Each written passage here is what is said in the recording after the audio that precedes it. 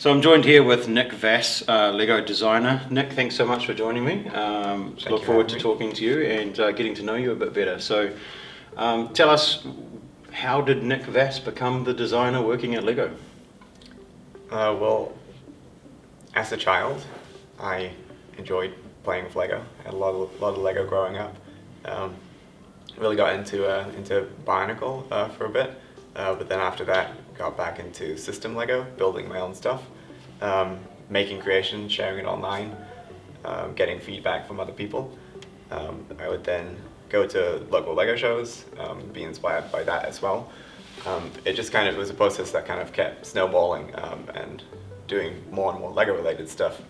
And at one point I noticed that online some people were saying that they had started working at Lego by applying online through a jobs website that Lego has. So I thought, well, why not? Like, I could take a look at that. And so I put together a portfolio of like some of the Lego models that I'd been making at the time, and sent it through Lego. And I didn't expect to hear back or anything, but I thought there's no harm in trying. So I put through a submission, and I got back a rejection letter. But then I decided to sort of just try again the next time around, and each time I sort of would iterate and like update with the portfolio with the latest things that I'd been building, and also sort of polish up the way it looked. And at some point I ended up hearing back from Lego, and they were interested to sort of have a Skype interview, sent me some Lego as like a building test, and then invited me to a 2-day workshop in Denmark. So I flew all the way from New Zealand all the way to the opposite side of the world for a 2-day workshop. So it was sort of like 2 days to get there, 2 days there, 2 days back. I was quite jet lagged, so I don't really remember what happened at the workshop. I guess they really must have liked what I did at the workshop, because then a month later I received a call asking, like, would you like to work on Lego Ninjago? So I said yes, that would be fantastic. And I packed up all my stuff except for the Lego, because I figured there'd probably be enough where I'm going. At Denmark, Lego headquarters, in the design room, enough Lego? They might have a few. They might have a few more bricks than I have. Yeah, at they home, might have. They might have. So, what was it like the first day that you walked onto the Lego campus as an employee, as a designer? It was overwhelming. Just like, I don't really remember any detail of it. I just remember that like there was just so much stuff. Like, just walking around the office, meeting all sorts of people that maybe I'd met or heard of online, kind of thing, and then just seeing so many new exciting Lego models, sort of seeing like a whole 2 years worth of Lego sets being released all at once, kind of thing, plus countless concept models as well. So it's just an auditory and visual overload, and I was introduced to a lot of different people, and then I immediately forgot all of them, and then I had to sort of like over the next couple of months then like meet them for real the next time, kind of thing.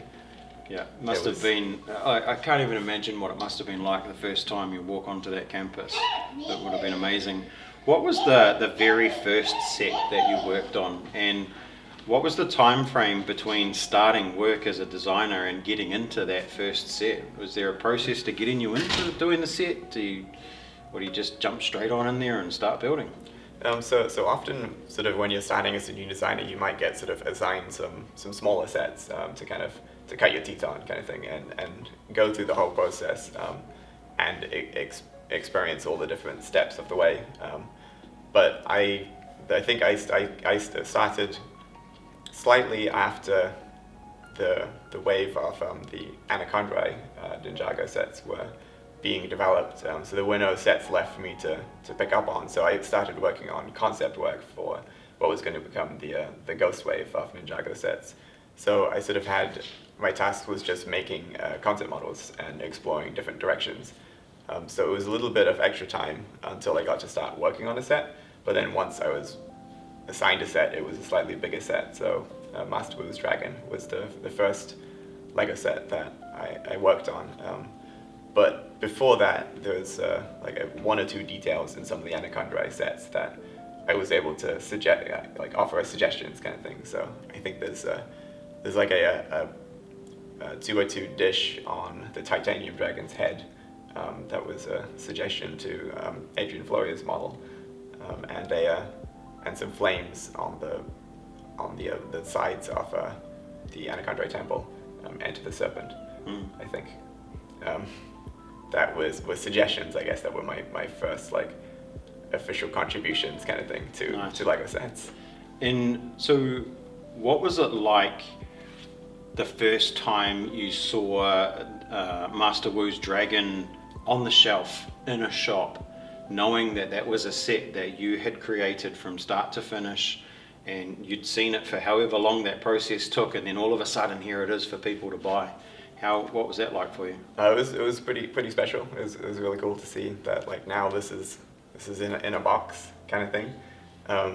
There's a bit of time between when I sort of finish working on a set. There's a lot of things that still need to be worked on by other people as well, like the building instructions need to be developed, and the packaging photos need to be taken, and everything needs to be put into the box, made and shipped all over the world. So to sort of eventually, like, you sort of finish working on it and then sort of forget about it for a bit, and then a bunch of months later suddenly it reappears. It reappears on your desk. It's like, here's the first batch of it kind of thing, right. And you need to like open it up and just double check that everything's okay, and then that's really cool to see, like, oh, suddenly it's this final thing. But then seeing it in stores as well, and it was also really cool to sort of see all over the world as well. So when I came back to visit in New Zealand, I could go to just the local toy store and see, like, oh, there's something that I did that's just in this shop. That's a really strange feeling. So do you have any say in what happens with the packaging or the instructions and stuff like that, or do you hand over the model and then, like you said, you just see it when it turns up complete? So we get to sort of make suggestions kind of thing. Like, if we've got ideas for how we think that this could work, we offer those options up kind of thing. And then it's sort of down to the packaging team to figure out how to make it actually work. Because sometimes our suggestions work great, other times they're a little bit optimistic, like it actually doesn't look that cool from that angle, or you can't see all the different things that you need it to. It is something that we think about as we're developing the models, is how will it look on a box? Will it fit on the box? Because if we make a model that's too tall, then it'll be going off the top. So, like, the shape of the box is also important for when we're designing the model. Sometimes we've even, like, on occasion, we've even sort of mirrored the build because it needs to sort of fit around the LEGO logo and the title. Right. Thing. Yeah. So another set that you're obviously very well known for is Ninjago City, which is a relatively large model in the scheme of things. I think when that came out, that might have been in the top 5 most parts per set. Oh yeah, it was up there. It was very much up there. Because I think it came out just before the re-release of the Falcon. Yeah. I've got a feeling it was number 3, but don't quote me on that. Yeah. I'm sure someone will in the comments, but that's fine. And the re-release of the Taj Mahal as well. Yeah. Like, it was. But I think briefly it might have been number 3. At the time, I'm pretty sure it was in the top 5. Yeah. So obviously, with such a large amount of pieces, that thing, that's not going to come together in a day or a week, probably not even a month. How long did the process take for doing Ninjago City? I mean, it was sort of it started as kind of a passion project, and like, it was sort of maybe around the end of the first year that I'd been working at LEGO on Ninjago. We were already working on the movie, so there was the concept of the city was being sort of developed by the animation studio, and had all these fantastic different buildings and signage and all sorts of wonderful things going on. So Simon Lucas, my manager, briefed me to, like, could you explore what that would look like in a LEGO set kind of thing. So we built like a initial concept model that was sort of built based on the city at the time as it looked in development, and then that kind of the movie continued being developed, and then it kept growing, and alongside that I sort of kept tinkering on that model while we were still working on other things for, like, Sky Pirates and Day of the Departed. I'd always come back to Ninjago City and keep adding more stuff to it, sort of taking new inspiration from how it was growing in the film, and then sort of trying to pick and choose elements that could be exciting, and also integrating like just different table scraps and ideas that I had lying around from just toying around with Lego bricks. Would always get piled into that, and then eventually kind of came the time for like figuring out how to make it into a model, I guess, and that was a really fun and long process of like trying to like get as much in as possible, but also take out stuff as well, so that the things that were in there would be able to you'd be able to like see them, and finding the right balance, I guess, and like how it could work. And also building it, sort of like figuring out how to make it stable and enjoyable to build.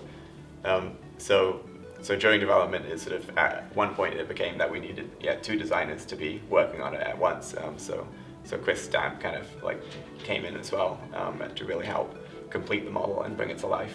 So it was, I have no idea how many man hours went into it.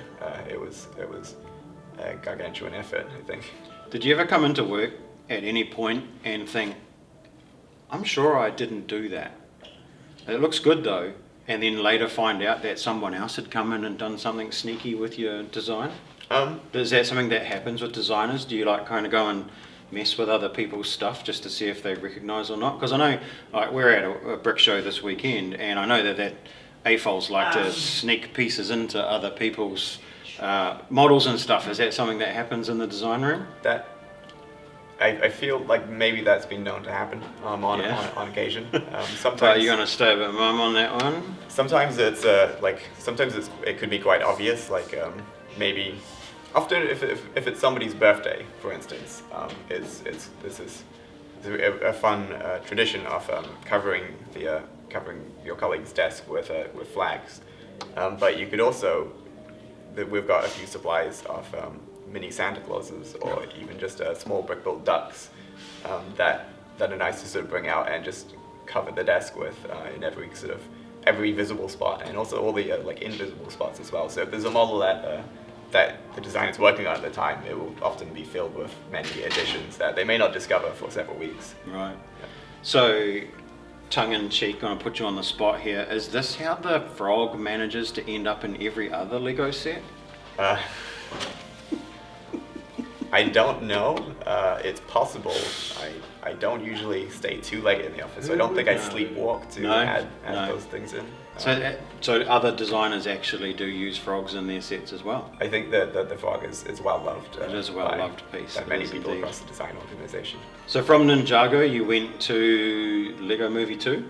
So yeah, I started on Ninjago, then went to the Ninjago movie, which was an actual progression because it was the same team working on it. But from the movie, I continued with movie. So I went to Lego Movie 2, spent a while there because we were sort of developing it sort of a bit more in advance, in tandem with the film studio, figuring out what the whole world and characters could look like. Then after that, I went to Monkey Kid, did some Chinese traditional festival skis as well, and then went on to Harry Potter and some different IPs. Yep. And all throughout the whole time you've been in Denmark, you've worked on this passion project. And we were fortunate enough last night to see your presentation and all of the iterations of bonsai trees that you'd done over the years. And there were some amazing images of those bonsai trees. And finally you managed to get one out into a box and into the public. And how's that been for you throughout that process, given that that's obviously been a long-term thing? Because you did show us some pictures from right back at the beginning when you started 6 years ago. Yeah, seven years ago, right through to now. So that's a long passion project, something that you're obviously very passionate about. Is this the pinnacle? I think maybe like in the first 2 weeks, or like when I started working at Lego, it was sort of just amazing that you've suddenly got access to all the bricks that you can imagine. So one of the things I did was build this big bonsai tree just to sort of decorate the project area, and people really liked it there, and I felt like it could be nice to have like a version that you could that's a bit smaller, that you could easily display on your desk or just at home. So I suggested that as sort of like a potential product that we could do. and people really liked it, but we weren't really sure how we'd be able to sell it at the time, because you can't really do too much with the bonsai tree. It's not really much of a toy. But people kind of kept asking, like, can I have one for my desk? So I kept building them over and over, and exploring different versions, and I really enjoyed that. So when it came the possibility to do this as a set, I was very eager to be able to get involved. And Carl Merriam, designer working on the team at the time that was looking into the botanical collection, was able to bring me in to sort of finish what I had started, I guess. And so that was super exciting to be able to redo the bonsai tree with with modern parts, all the new ones that weren't available in the past, and really make like this final version of it, I guess. And then it's been fantastic to see it come to life, and see how people have like responded to it, I guess, and also see all the different things that people are starting to make with it, and transforming it in new ways. And I think that's one of the first things when I first saw the images for the bonsai tree last year, and then I got sent one early for review, and as soon as I saw it, I was like, that's a day one purchase for me. I didn't know you designed it at that point. You didn't see the alternate leaf set? Well, not until I got the box, not until I got the set. And then flipping through the instructions, and you see the alternate models that you've done in there, and that thought process had already gone through my mind that this is going to be one of those things that people are going to alter, and they're going to do all sorts of things with it. And I have to admit, one of my favourite ones, it has to be the one that Hugh Millington did from Brickset with all of the goats on it. Goats, yeah. Do you think we're going to get the goats back at some point? I mean, I would have, like in Master Blue's Dragon, there was a husky. Yeah. That's there. Meant to be a goat. I initially was trying real hard to get it to be a goat. I really wanted a goat in the set, and people on the team were just like, this doesn't quite make sense. Why there's a goat here? Of course it does. I'm like, we're gonna have a goat. But I wasn't quite able to convince enough people. It was sort of like there's votes on both sides. But I managed to get the husky in there as Master Wu's dog, but I wish it was Master Wu's goat. And so every set since then, I think that's always a question I ask myself: how can I get a goat into a set? And often it's quite far off, I guess. But then Ninjago City also got quite close. There's a man, I think a Germanic villager, who's walking around with like a stick, and he was supposed to have a goat. But instead he has a frog in his backpack. But there's been various stories about what happened with the goat mold. Some people have said that it's been lost. Some said that it was broken. Perhaps it was lost in a time vortex. Maybe it's still to reappear. Maybe. But we know that you have this special power to get a few molds back. You've been successful with that in the past. I think many people are hoping for the goat, and I'm optimistic that this renewed online. Can we get a bit of Nick Vass hashtag bring back the goat action going, do you think? I mean, I would support that. Excellent. Well, we'll have to start a movement on bring back the goat. So you're in New Zealand at the moment. You've had a bit of a holiday and you're doing a bit of work, and you'll be heading back to Denmark at some point. Well, thank you very much for taking the time to talk with us today, or with me, and wish you all the best for the future, and can't wait to see what sets come next. Cool. Thank you very much. Pleasure to be here.